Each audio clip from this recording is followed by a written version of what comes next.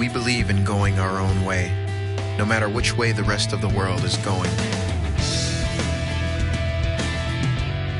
We believe in bucking the system that's built to smash individuals like bugs on a windshield.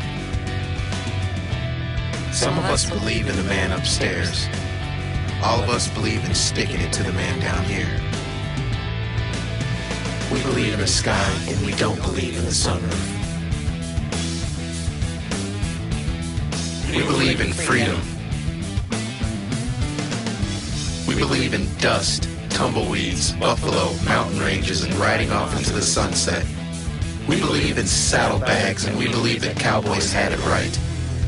We believe in refusing to knuckle under to anyone.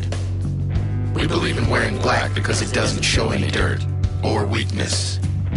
We believe the world is going soft, then we're not going along with it. We believe in motorcycle rallies that last a week. We believe in roadside attractions, gas station hot dogs, and finding out what's over the next hill.